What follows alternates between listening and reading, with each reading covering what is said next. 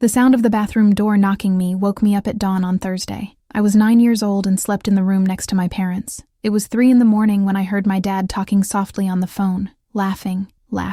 My mother cried every night 2 weeks ago, since he came home and said the doctor had been news, pancreatic cancer, 6 months old, perhaps less, but at dawn, I heard him whispering on the phone, "Love, just a little bit more." She hasn't signed the papers of the house yet. When she signs everything, I pretend to get worse and that's it. We can start our lives. My world collapsed at that moment. My father was not dying. He was lying. And the worst, I had discovered first. To understand the size of evil, you need to know who my mother was, Helena. She was 34 years old, brown hair always stuck in a bun, calling hands from working so much. I woke up at 5 a.m. to make homemade bread and sell in the neighborhood. Then he ran to the use of a cleaning lady in the hospital. I was coming back at 3 p.m, made lunch, took care of me in the house. My mother was one of those women who never put themselves first. I wore the same clothes for years, so I had a new shoe at the beginning of the school year. I ate what was left on the plate so that my father and I were satisfied. When I was sick, she spent the night awake beside me, measuring fever every hour. It was also the most beautiful woman on our street, even with the tiredness stamped on her face. He had green eyes that shone when she smiled,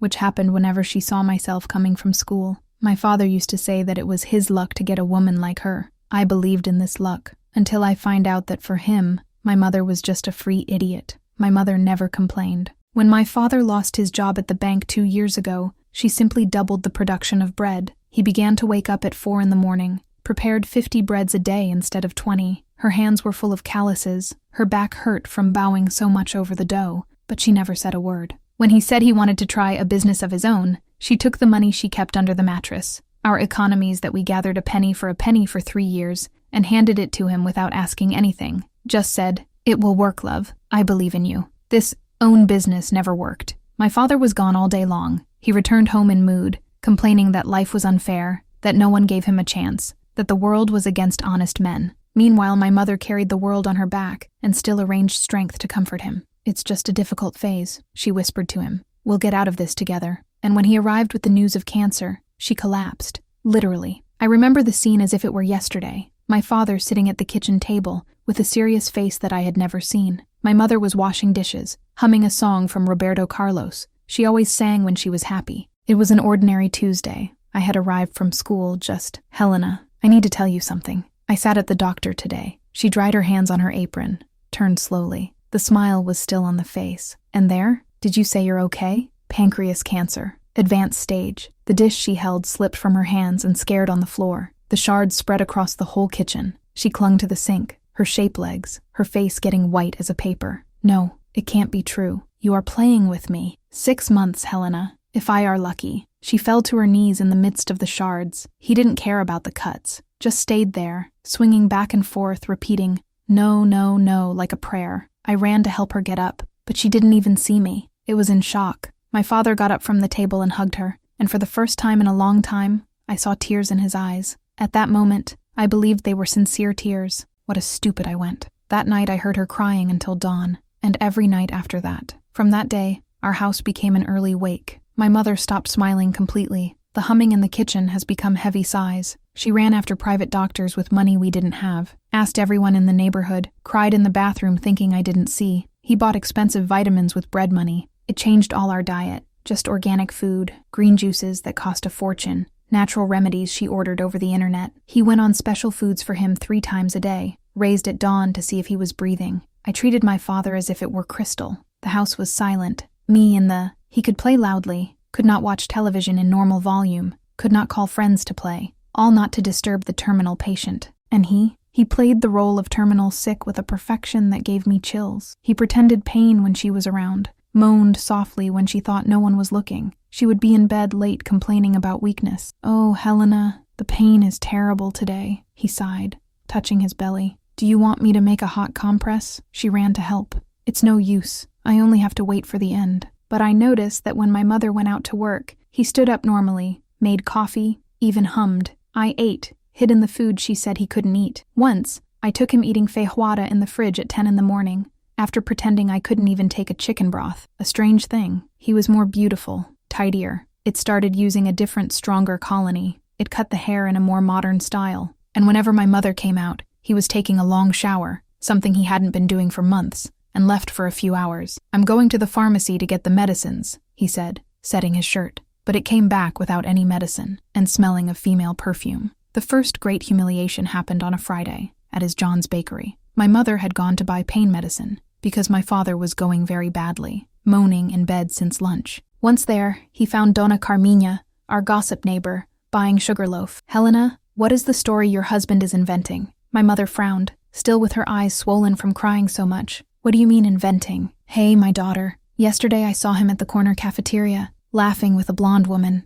They were holding hands. He wasn't looking at those who were dying." The blood disappeared from my mother's face. She held firmly on the bakery counter. "You must have been confused, Donna Carmina. My husband has cancer. He can barely leave the house." "I confused nothing, girl. I've known your husband since you got married. And another thing, the woman was pregnant, belly of about 6 months. They were very close." Other people in the bakery stopped to listen. Donna Rosa, who lived on our street. Joachim, who was my father's friend. Everyone looking at my mother as if she were an idiot. "Even," Donna Carmina continued, lowering her voice but speaking loud enough for everyone to hear. "They were looking home. It looked like they were choosing place to live. I was by my mother, holding her hand. I felt when she trembled entirely. 'That's a lie,' she whispered, but her voice came out weak. 'Helena wakes up to life. Sick man doesn't go out hidden with a pregnant woman. And you don't choose a new house.'" Donna Rosa approached, pretending solidarity. "Daughter, I didn't want to be the person to tell you, but I saw it too. It was last Tuesday. They left a registry office. My mother paid the medicine in silence, her hands shaking so much that she knocked down some coins on the floor. I lowered to catch, and when I got up, I saw tears running down her face. We left the bakery in silence. On the way home, she cried and murmured, "It can't be true. He is dying. Why would he do that? Mom, what did Carmina mean?" "Nothing, my love. She is gossiping, invents something. Your father is sick, needs care." But I saw in her eyes that a seed of doubt had been planted, and that was growing fast. When we got home, my father was in bed, pretending to sleep. My mother stopped at the bedroom door, looked at me and said, "Go play in your room, daughter." But I listened behind the door. She approached the bed. "Arnaldo, where were you yesterday afternoon?" He opened his eyes slowly, looking at suffering, as if waking up was the hardest thing in the world. "Why? I can't even sleep in peace?" "Because Donna Carmina said she saw you in the cafeteria with a woman." He sat on the bed with an expression of anger that I had never seen. "Helena, I'm dying, and you come to accuse me of betrayal. What kind of woman are you? Where is your compassion, your humanity? I just want to understand." "Understand what?" "I went out to take an air because I was suffering here at home. I talked to an acquaintance from the bank's era, an old co-worker. So what? She said the woman was pregnant and that you were holding hands. And Donna Rosa said she saw you coming out of a registry office. Donna Carmina and Donna Rosa are cursed gossip," he shouted, and began to cough over an exaggerated way, as if the scream had hurt him. "Are you going to believe them or your husband who is dying?" My mother lowered her head, and I saw that she was confused, lost. "Sorry, they spoke in front of everyone." "Just what? Are you thinking I have energy to betray someone? Look at me, Helena. I'm dying. I can barely get out of bed." He made a complete staging. He moaned in pain, laid down dramatically, laid his hand on his forehead as if he was going to pass out. "Do you think a man with terminal cancer has the strength to run after a woman? Do you think I have a head for these things when I'm telling the days left?" She started to cry. "Forgiveness, forgiveness. I shouldn't have doubted. It's just that people spoke in front of everyone. I got groundless." He hugged her, making it caresses her hair, whispering, "It's okay, love. I understand that you are nervous, desperate, but you need to trust me. In these last months, I have to be left. I need your support, not your distrust. You are sure, pardon me, forgive, but it promises me one thing. It won't listen to neighboring gossip. I promise." But I was there, seeing everything through the door crack, and I didn't like that staging at all. Something was very wrong. That night, I pretended to be sleeping and I was on my ear. I wanted to understand what was happening in my family. My parents talked softly in the room. "Helena, I need to ask you something important." "What is it, love?" "I want you to put the house in your name. If I die, you won't have problems with inheritance, bureaucracy, these boring things." "But isn't the house ours anymore?" "Yeah, but it's in my name. If I die, it can give a problem with a notary. Inventory, it may take years. You better sign the papers now. Transfer to your name. So everything is easier." "He is sure? Will not give problem?" "Absolute certainty. Even tomorrow you can go to the notary. I already separated the documents." "So fast?" "Helena, I can die at any moment. I need to leave your life organized. It's the last thing I can do for you. Until then," that seemed to make sense to a 9-year-old child. "Until 2 nights later, it happened what changed everything to me forever. It was dawn. My mother slept heavy, tired of crying and working bent. I woke up to pee and heard my father in the bathroom talking softly to the phone. The door was leaning against, but not closed. I was glued to the corridor wall, my heart beating hard, listening to each word. Love, she signed the home rolls today. Now it's just a matter of time. No, she doesn't suspect anything. I still really believe that I am dying. Pause. He was listening to someone on the other side. I know it's hard to stay away from me, but think about our future. Think of our baby. In 2 months at most, we are free of this situation. My blood froze. When I die to her, we move inside. I have a cousin there that will give me work in his workshop. No, I will not tell anything to Helena. It's better that way. She will suffer a little at first, but then forget and touches her life forward. I tanned my mouth with my hand so as not to scream. Have you ever imagined, love? In 2 months, we are in a new house with our son in our arms, starting a real family, and all this lie will be past. He had just confessed everything. There was no cancer. I had a pregnant lover and was stealing our house to escape with her. I ran to my room, my heart hitting so hard that I thought I was going out of my mouth. I tanned my face with the pillow and cried in silence, biting the fabric so as not to make noise. My father was not dying. My father was slowly killing my mother, with the most cruel lie I had ever heard in my life, and I had discovered first. The next day, when my mother went out to work, taking extra lunchbox to sell at the hospital and get money for more vitamins to the sick, I watched my father with other eyes. He stood out of bed, as if he had never felt pain in life. He made coffee humming, ate 3 breads with butter after saying the night before he was without appetite, took a long shower singing in the shower. Before leaving, he looked into the mirror of the room, straightened his hair, passed Colony, and murmured, "Just a little bit, Helena, only until you sign the last roll." When he left, I ran to my parents' room. I searched everything, drawers, closet, under the bed, until I found a folder hidden at the bottom of the wardrobe, behind the winter clothes. Inside her were things that would make my mother die of disgust. But what I saw in those rolls was worse than any lie about cancer. It was worse than any betrayal. It was proof that my father was not just a liar, he was a monster. My hands shake when I opened that paste at the bottom of the wardrobe. What I saw there changed forever the way I saw my father. First document, a NASCAMAN certificate to Larissa Helena Santos Silva, born on March 15th. My middle name was Helena because of my mother, but this girl was born only 6 months ago, and the father's name was there, very clear, Arnaldo Silva. My father had a baby daughter, and her name was almost the same as mine. According to a document, a house for rent in the interior, in the city of Miracatu,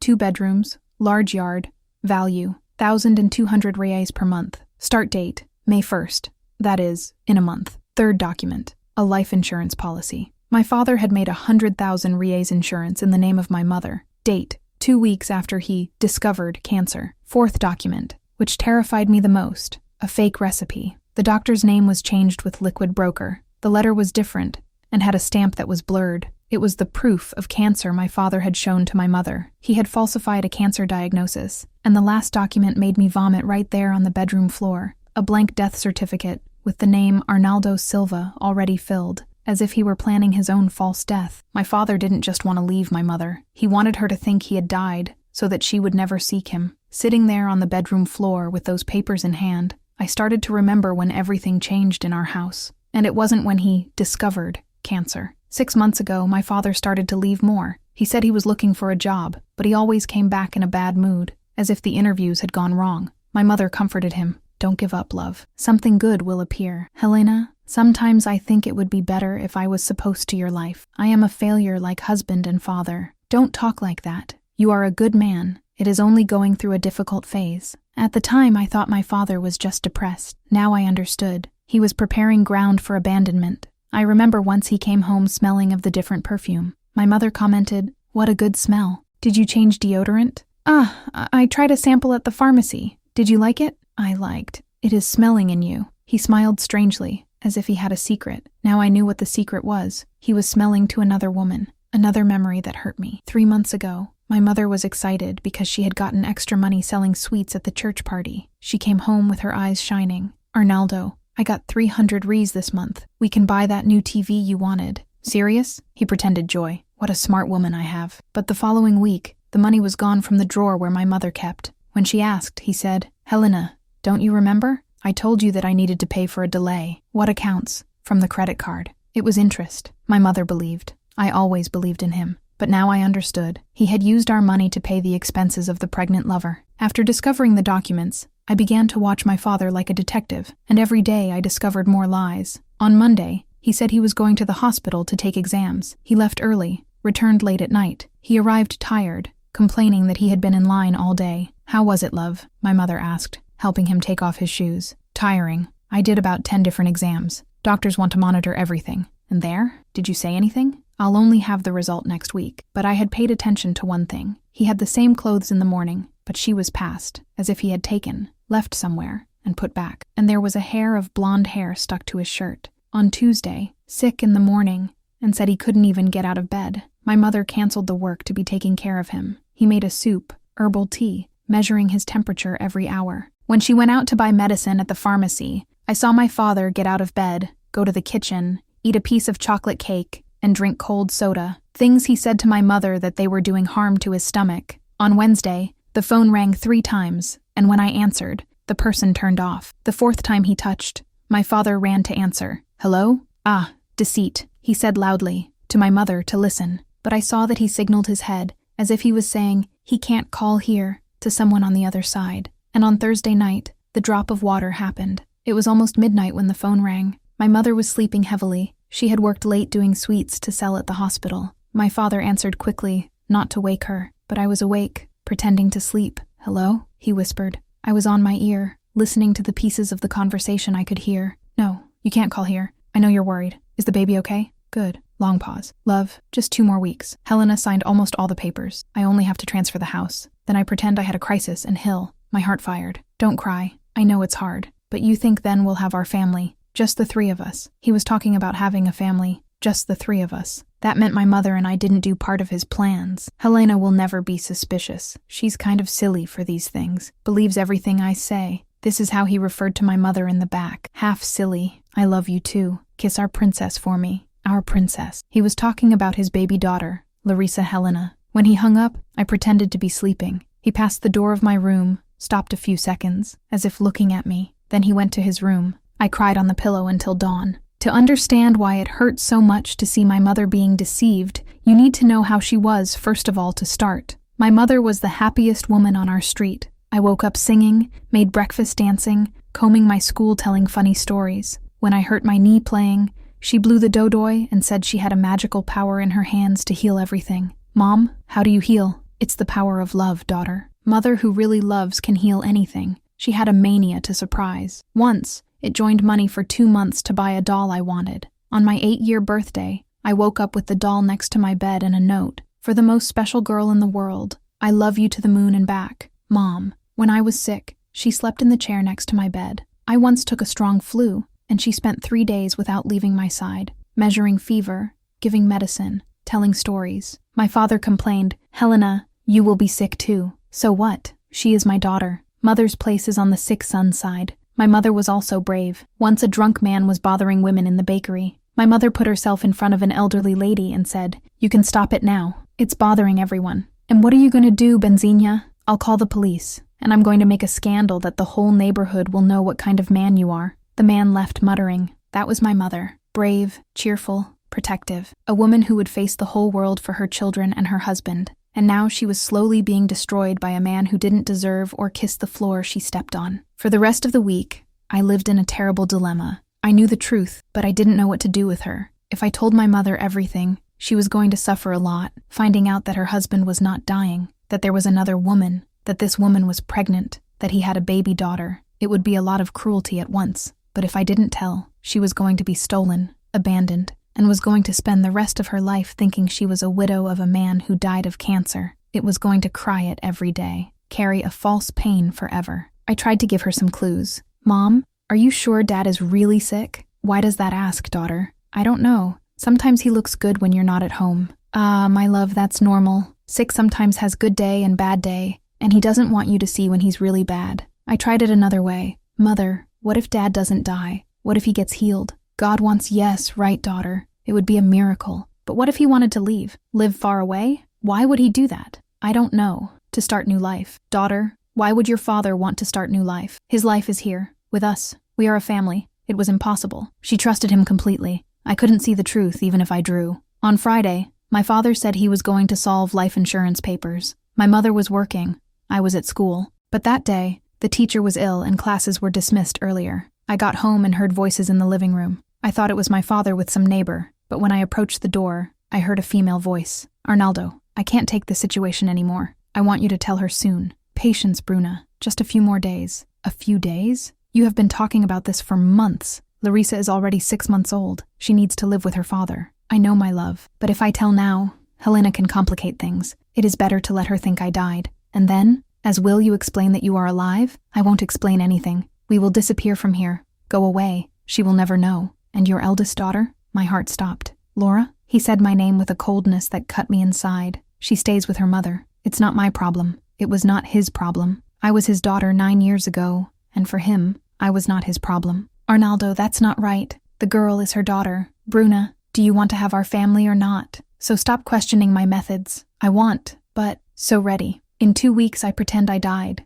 We take the money from life insurance and disappear from this city. Simple as that. Now I understood everything. He was going to pretend he died for my mother to receive life insurance. Then they would share money and start new life inside. My mother was going to be alone, betrayed, stolen, and on top of that, she would think she was a widow. And me? I was not his problem. I left home without a noise and went to the neighbor's house, Donna Maria, who always liked me. He said he had left school earlier and would stay there until my mother got from work. But inside, I was determined. I wasn't going to let that monster destroy my mother. I wasn't going to let him leave me like I was garbage. It was time to act. That night, I waited for everyone to sleep. I took all the documents I found in the folder and kept under my mattress. The other day, Saturday morning, my father said he was going to do some tests at the doctor. My mother offered to accompany, but he said he didn't need it. It was going to be fast. When he left, I looked at my mother making coffee and made a decision that would change our lives forever. Mom, can I talk to you? Of course, daughter. What?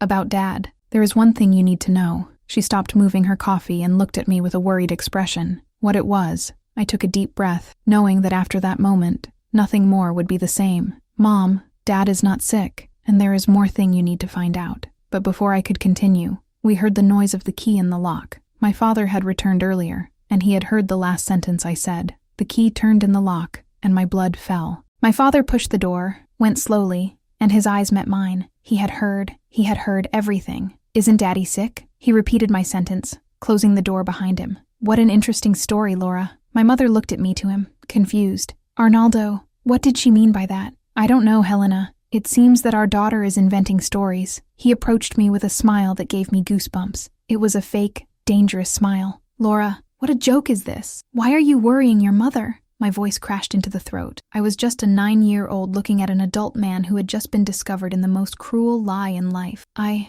heard you talking, I managed to murmur. Talking about what? On the phone. At dawn. My mother put herself between the two of us. Arnaldo, what a talk at dawn. Who did you talk to? Helena. Our daughter is having nightmares and confusing a dream with reality. You know how child is. It wasn't a dream, I shouted, finding courage out of nowhere. I heard you talking about pretending that you died, and about a woman named Bruna, and about a baby. My father's face changed completely. The mask of sick man fell, and for a second I saw the monster he really was. Laura, you're lying. I'm not lying. My mother looked at him, then to me, trying to understand. Arnaldo, what a baby. What Bruna? Helena. Our daughter is delirious. It probably has fever. He put his hand on my forehead and I walked away. Don't touch me. You are a liar. Laura, he shouted. And for the first time in his life, I saw my mother step back, scared. You don't talk to your father like this. You're not my father. My father would not lie about cancer. My father would not abandon us. The silence that followed was deafening. My mother was white as a paper, looking from me to him. Arnaldo, she whispered. What does that mean? My father took a deep breath, changed the expression again, and again played the role of terminal sick. Helena, I don't know what you gave in our daughter. Maybe it's the stress of seeing me sick. Children sometimes fantasize things to deal with the fear of losing her father, but she said specific names. What names? Bruna? I don't know any Bruna. I saw the papers, I shouted. I saw the birth certificate of Larissa Helena. I saw the home contract in Miracatu.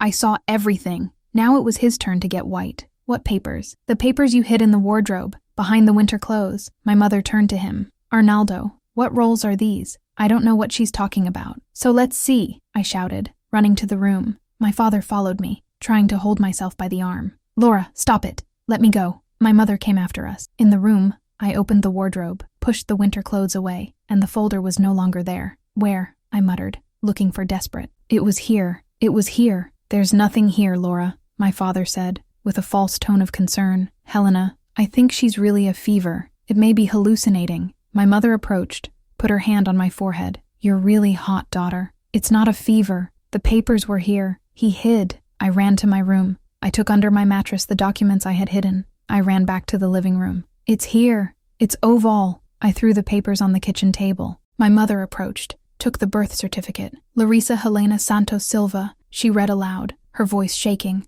Born on March 15th. Dad, Arnaldo Silva. My father tried to take the roll of her hands. Helena, this is forgery. Someone is trying to harm me. Counterfeit, she shouted for the first time in her life. With your name? With your signature? She took the rental contract. House in Miracatu. 2 bedrooms. Beginning May 1st. Then he took the life insurance policy. Life insurance of 100,000 Rs. In my name. Arnaldo, what is this? And lastly, he took the fake recipe. He looked attention, passed his finger over the altered parts. This broker here, this different letter, she murmured. My father was trapped. Helena, I can explain everything. So explain, she shouted, with a voice I had never heard. Explains why you have a 6-month-old daughter with another woman. Explain why you rented a house inside. Explain why you falsified a cancer diagnosis. I don't make it. Don't lie anymore. Enough of a lie. She was shaking whole, holding the papers hard. Helena, let me tell you the truth. The truth? Do you remember what is true? My mother turned to me. Laura, go to your room. Now. But Mom, go. I obeyed, but I was listening behind the door. What I heard from there marked me forever. Arnaldo, do you have cancer or not? Silence. Answer. Helena. Yes or no? No. A sound came out of my mother's throat that I will never forget. It was as if someone had pulled her soul out of the body. You lied about cancer. You lied about being dying. You made me cry every night. Helena, let me explain. And this woman, this Bruna, exists or not exists? There is. And the daughter? There is. And are you going to live together in the countryside? Helena, what about life insurance? Would you pretend you died for me to receive the money and then did you share? How do you know that? Because your 9-year-old daughter heard you planning this on the phone, you're monster. My mother's scream was so tall that the neighbors began to hit the wall. Donna Maria, who lived on the side, appeared at our door. Helena, is everything okay there? My mother opened the door, her eyes red, holding the documents. Donna Maria, my husband has no cancer. What do you mean, daughter? He lied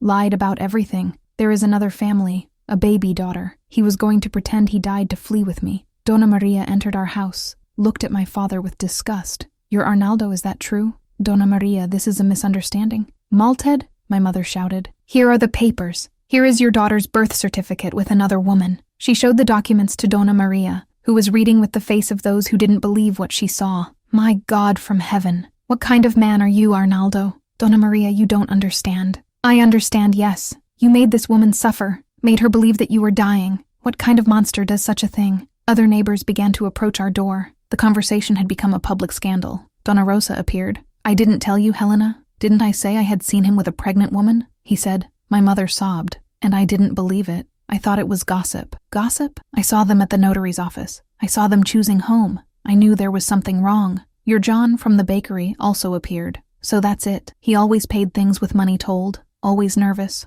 always looking around. My father tried to leave the house, but the neighbors blocked the door. No, don't leave, said you, John. He'll explain right to everyone what you did. Get out of me, my father said, trying to push his John. Your front? This house is yours, Arnaldo. Of course it's mine. My mother appeared with another roll. Oh, is it? So why did you sign me the transfer of the house to my name? She showed the document to the neighbors. He said it was supposed to have no problem with Aranza when he died, but it was actually for him to have no legal right on the house when he ran away. Donna Maria shook her head. What a damn planning. And there's more, my mother continued. The life insurance of 100,000 Rs he made in my name. He was going to pretend he died. I was going to receive the money, and then he appeared alive to share with me. This is a crime, shouted Donna Rosa. This is estelionato. It's fraud against insurer, completed his John. My father realized that he was surrounded, that the situation had run away from control. Tried one last card. Helena, do you really want to wash dirty clothes in front of everyone? Think of our daughter. Think of our daughter? She shouted.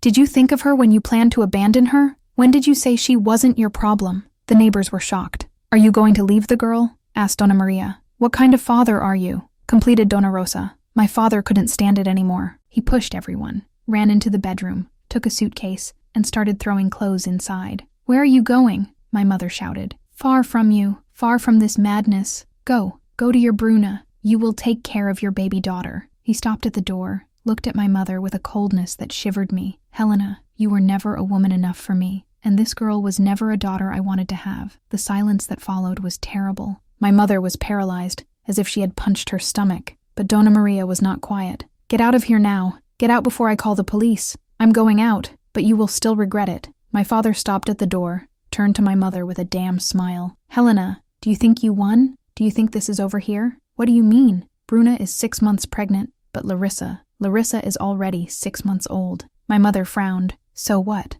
Do the math, Helena. If Larissa was born in March and now it's September, when was she conceived?" My mother started counting on her fingers. "March back. February, January, December, November, June last year." "June," she murmured. "That's right. June of last year. Do you know what happened in June last year, Helena?" My mother got white. "That's when you had that depression, remember? When you found that you lost the baby you were waiting.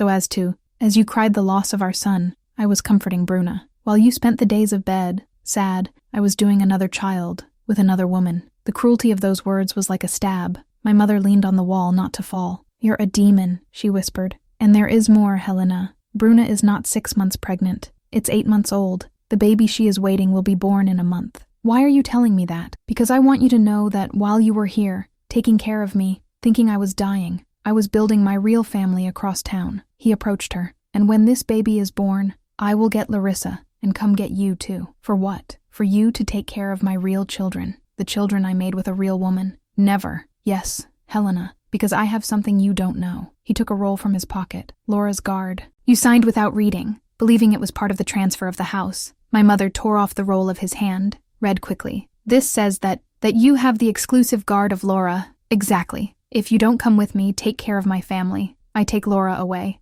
and you will never see your daughter again." The world collapsed. Donna Maria tried to take the roll of his hands. "This is worth nothing. It's falsification. It's not forgery, no, it's official. It is registered." Helena signed her own fist. My mother looked at the document with tears dripping.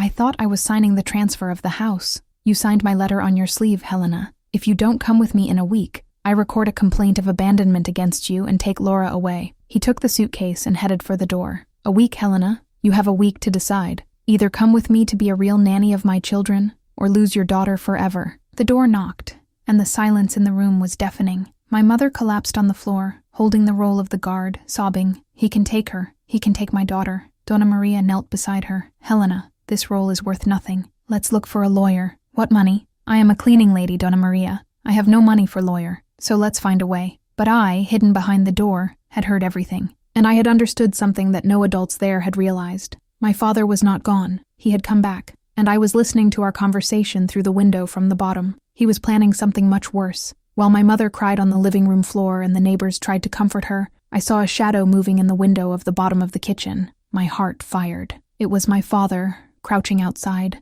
listening to every word we said. I was paralyzed for a few seconds, watching him write down something on paper. Then he walked away slowly, like a ghost. I ran to the room. "Mom, he was here. He was listening." "Who, daughter?" "Dad. He was in the kitchen window, listening to everything." Donna Maria ran to check, but when she arrived at the window, he had gone. "There is no one here, Laura." "But he was. I saw. He was writing down something." My mother looked at me with swollen eyes. "What was he noted?" "I don't know, but he was writing while hearing you talk about lawyer." Donna Rosa shook her head. "Helena, this man is more dangerous than we imagined. He's planning something. But what else can he do? Already took everything." "You can invent more lie," said his John. "People like that never." Indi Yahor, the neighbors' alliance. That night, after the neighbors left, my mother sat on the kitchen table looking fixed to the guard document. She hadn't eaten, she hadn't spoken, just cried in silence. I approached her. "Mom, we'll be fine." "How, daughter? Your father can take you away, and I have no money to hire a lawyer." "But Donna Maria said the roll is not worth nothing,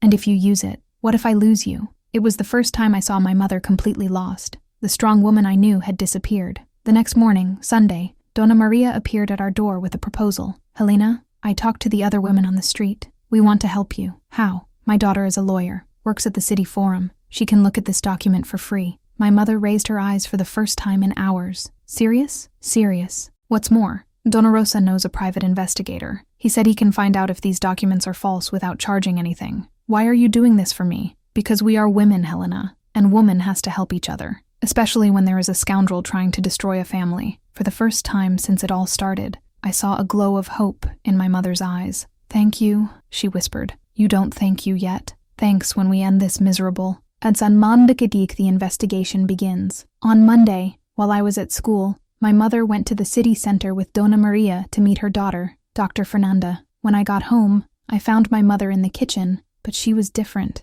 I had an energy I hadn't seen for months. Mom, how was it? Laura, sit here. I need to tell you something important. I sat next to her on the table. The lawyer looked at the papers her father signed me. Do you know what she found out? What? The guard document is false. The notary's signature is false. The stamp is false. All counterfeit. My heart jumped with joy. You mean he can't take me? It cannot. More than that, he committed a crime. Forgery of public document. It can give prison. And now? Now we go to the fight, daughter. Your mother will no longer be a doormat of any man. It was the first time I heard my mother talk about so much determination. The researcher also discovered some interesting things about his father. What kind of thing? Bruna's? She is not the only one. He has 2 more women in the same situation. One in Santo André, another in Campinas. My mouth opened. Like this? Your father is a professional scammer, Laura. It applies the same blow to several women at the same time. It pretends to be sick, asks them to sign papers, steal everything they can and abandon them. And the other women? Santo Andrés lost the house and got 2 young children to raise alone.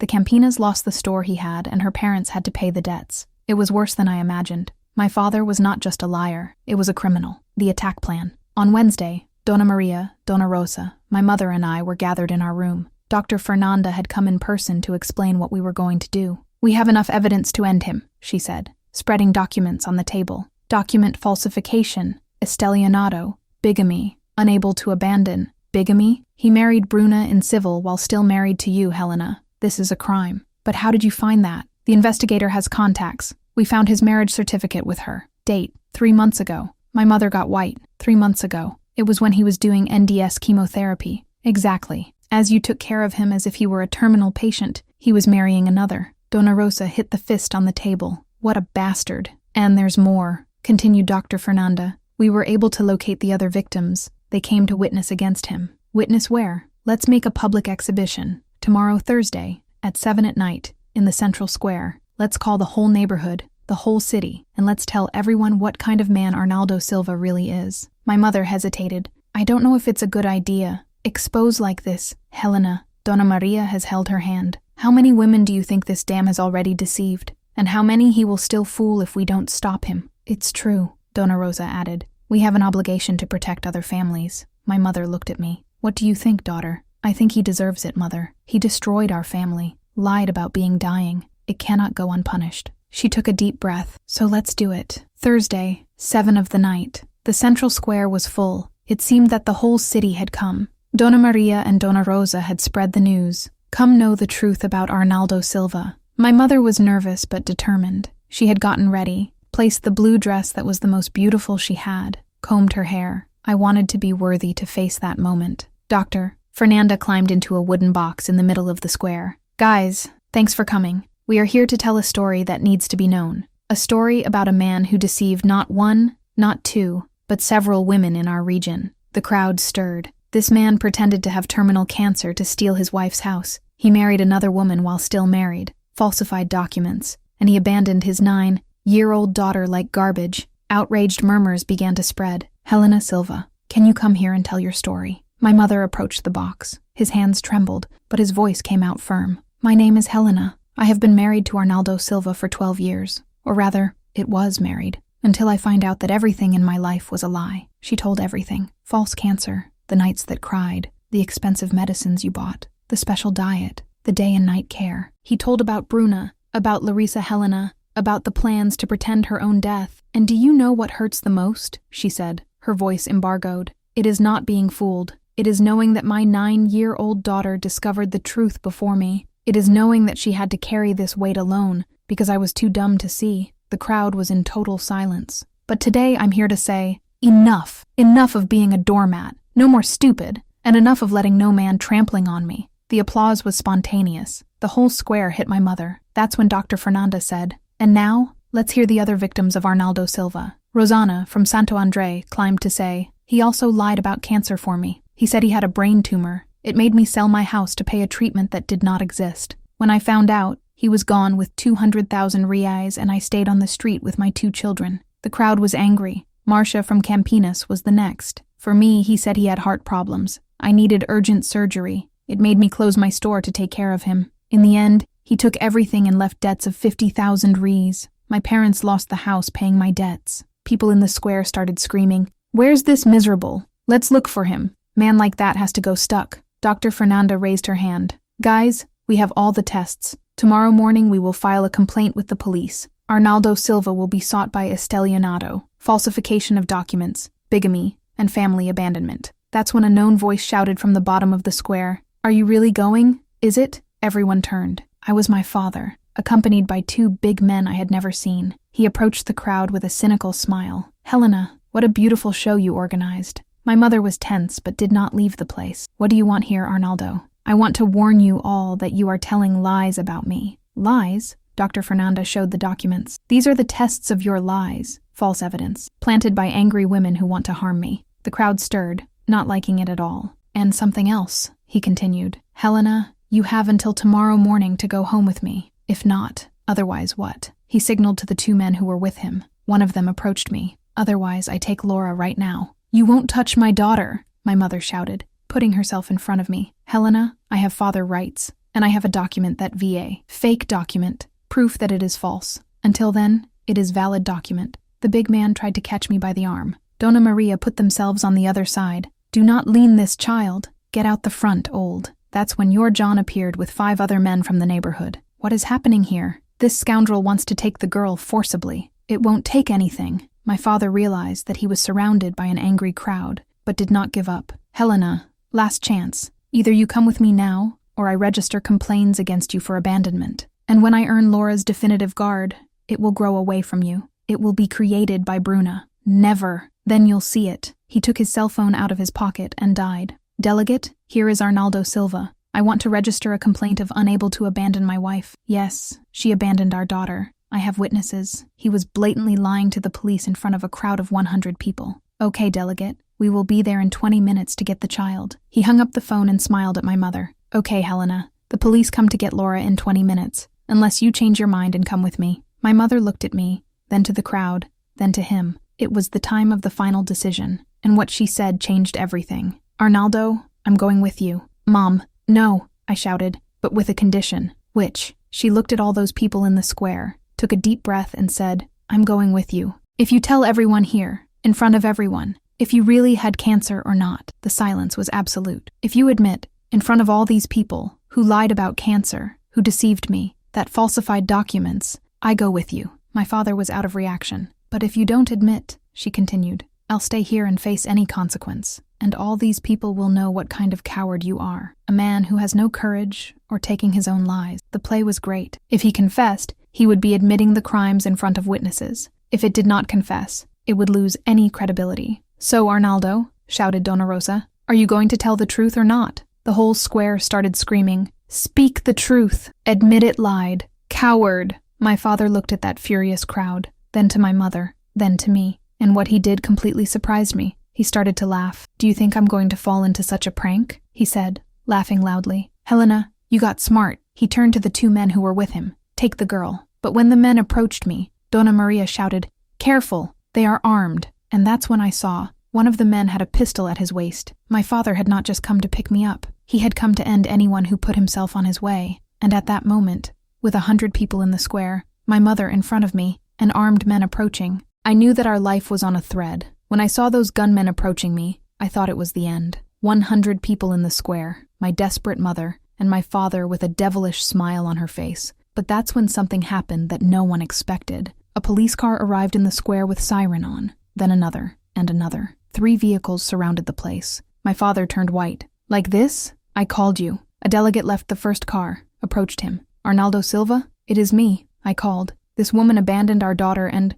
you are in prison." The silence in the square was total. My father did not understand. "Arrested why? I am the victim here. Stellionate, document forgery, bigamy, threat." The delegate listed. We have 3 women who have complained against the Lord. That's when Dr. Fernanda approached. Delegate, thanks for coming so fast. Fernanda? Like this? While he was doing theater here in the square, I was at the police station registering all complaints, with all the evidence we collect. My father looked at her with hatred. This is frame. Frame? Dr. Fernanda showed a thick paste. Here are the birth certificates of the 3 children you have had with different women in the last 2 years. Here are the rental contracts you signed by passing by other people. And here, she took a roll, is Bruna's confession. What confession? She told everything, Arnaldo. About your plan, about life insurance, about the forged death, all. My father's face changed completely, confident to desperate in seconds. Bruna, she wouldn't do that. Yes, it did. Do you know why? Because you found that you did the same thing with her you did to other women. She found that you never planned to stay with her and the children. You were going to abandon her too. This is a lie, he shouted. Men strip? Dr. Fernanda took another document. This is a letter Bruna found in her drawer. A letter to one of Patricia in Ribeirão Preto, marking meeting and talking about starting new life after getting rid of the others. My mother approached. How many, Arnaldo? How many women were you fooling at the same time? He didn't answer, just looked at the 2 men who had come with him. But they were already being handcuffed by the police. The henchmen are also arrested, said the delegate. Illegal possession of weapon, gang formation, threat. One of the police approached me. Are you Laura? I am. Your mother can be calm. This man will no longer bother you. I looked at my father being handcuffed. For a moment I felt sorry. After all, he was still my father. But then I remembered every night I saw my mother crying. I remembered how much she suffered. I remembered him saying that I was not his problem. The penalty passed. When they were going to put him in the car, he looked at my mother one last time. Helena, No, she interrupted. There is nothing more to say. You lied about being dying. You made me believe you were a widow before you were widowed. You played with the deepest fear of a wife. His voice was firm, safe, no tears. And do you know what is worse? You made our 9-year-old daughter carry this weight on her own. She discovered her lies and was silent to protect me. She looked at him with a mixture of pity and disgust. You're not a man, Arnaldo. Man does not kill the woman gradually with a lie. Man does not abandon son. You are a coward. My mother's words echoed through the whole square, and for the first time in life, I saw my father unanswered. The car broke with him inside, and with her, if it was also the weight we had been carrying for months. In the days they followed, our house filled with solidarity neighbors. Dona Maria brought food. Dona Rosa helped with the household chores. Your John fixed our fence, which had been broken for months. But the biggest change was in my mother. She went back to sing in the kitchen. He smiled again as he combed me to school. He returned to tell funny stories at dinner time. Mom, how are you feeling? Light, daughter. For the first time in months, I feel light. But aren't you sad that Dad has been arrested? She stopped combing my hair and knelt in front of me. Laura, the man who was arrested was not his father. His real father died the day he decided to lie about cancer. The man who was arrested was a stranger using his father's name. It was a beautiful way to explain to a 9-year-old child. And somehow, it made sense. And now, Mom, now we start over, just the 2 of us. A week later, Dr. Fernanda appeared at our house with news. Helena, I have news about the process. Good or bad? Great. Your ex-husband will be arrested for at least 5 years, and you will receive compensation. Indemnity? The money he stole from you and other women. Justice has determined that everything will be returned. In addition, he will have to pay pension to Laura until she turns 18. My mother started to cry. But for the first time in a long time, they were tears of relief. And there's more, continued Dr. Fernanda. Your story has come to a television show. They want to make a report about scams involving false cancer. Would you to participate? For what? To prevent other women from going through what you went through. My mother didn't hesitate. Top. 2 weeks later, a television team came to our house. My mother gave an exciting interview, telling you everything we went through. He showed the fake documents, explained how the blow worked, warned other women. If your story can help a single family, it was worth it, said the reporter. The day the report aired, our house filled with neighbors to watch. When it appeared on the screen, everyone clapped. You look beautiful, Helena, shouted Dona Maria. And what a brave woman, completed Dona Rosa. But what marked me most was the end of the report. The camera focused on my face, and I said, if you have any children watching this and suspecting that some adult is lying, tell someone. It is not alone with this weight. Child should not carry adult secret. After the TV went down, my mother hugged me. You saved our family, daughter. If you had not discovered, we would have lost everything. You saved, Mother. You who had the courage to face him in front of everyone. We saved themselves together. With the indemnity money, my mother was able to open the bakery she always dreamed. Helena Bakery, right in the city center. Every morning I helped her make bread before going to school. The bakery was always full, not just for the tasty bread, but because people admired my mother's story. She became a kind of symbol of overcoming in our city. One day, a woman appeared in the bakery crying, "Are you the television Helena?" "I am. My husband has just said she has liver cancer, but some things are not beating. Can you help me?" My mother sat with her. He talked, advised what questions ask, what documents to demand, how to investigate. 2 weeks later, the woman returned. "Helena, you saved my family. It was all a lie. He was applying the same blow his ex-husband applied to you." From that day, our bakery also became a point of support for women in situations of violence. My mother created an informal group, Women Who Help Each Other. Every Thursday night, they gathered at the back of the bakery. They talked, advised, supported themselves. My mother never charged anything. He said it was his way of repaying all the help he received. 2 years later, when I was 11, we received an unexpected visit. Bruna. She appeared in the bakery with 2 children, Larissa Helena, now 2.5 years old, and a 1-year-old boy. "Helena, can I talk to you?" My mother was tense, but she received her. "I came to apologize," Bruna said, her eyes full of tears. "I participated in a terrible thing. I helped destroy your family. Why? Because I believed his lies. He said you were separated, that you didn't care about him, that the wedding was over." My mother listened in silence. "When I found out that he had done the same thing to me, I was going to leave me too. I understood what you went through. And now? Now I'm alone with 2 children. No house, no money, no family. His parents expelled me when they learned of the truth. I thought my mother would send her away. After all, this woman had participated in the destruction of our family. But my mother surprised me. "Do you have where to stay?" "No." "Can you make bread?" "I know a little." "Want to work here? There is a little room on the bakery. You can stay with the children." Bruna collapsed in tears. "Why are you doing this for me?" "Because I understand what it is to be a mother alone. And because hatred only generates more hatred. I prefer to generate solidarity." Today, at the age of 22, when I look back, I understand that that terrible experience has changed our lives for the better. My mother became the most respected woman in our city. The bakery grew, became a small network. She gives lectures on domestic violence, helps women to leave abusive relationships, finance vocational courses. Bruna became our family. The children call me older sister. Larissa Helena is 15 today and is a sweet, smart girl who remembers her father. The boy, Miguel, has 14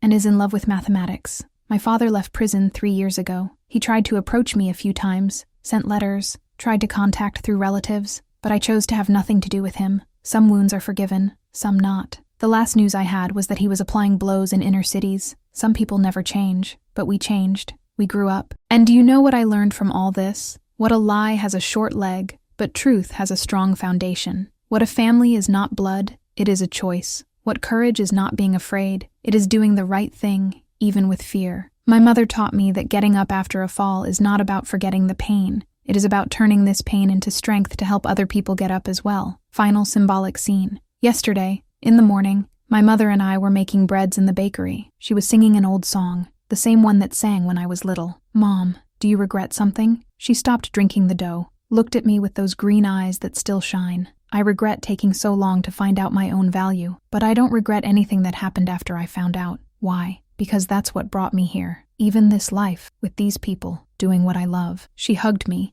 with her hands still dirty with flour. "And you, daughter? Do you regret told me the truth that day?" I looked around our full bakery, for Bruna organizing the cashier, for the children playing in the back, for the faithful customers who came every day. Never, Mother. It was the best choice I made in my life, because sometimes a cruel lie can be the beginning of a liberating truth, and sometimes a 9-year-old can save an entire family. That was our story. The story of how we found that we are stronger than we imagined. And you? Have you ever been through any situation where you found that someone close was lying about something serious? How was your reaction? Count here in the comments. If this story touched your heart, you subscribe to the channel and activate the bell. Every week I tell real stories of overcoming, of families facing the impossible and came victorious. And remember, if you are going through any difficult situation at home, it is not alone. Seeks help. Talk to someone trusted. You are stronger than you think, and it deserves a family that really loves you. We see each other in the next story.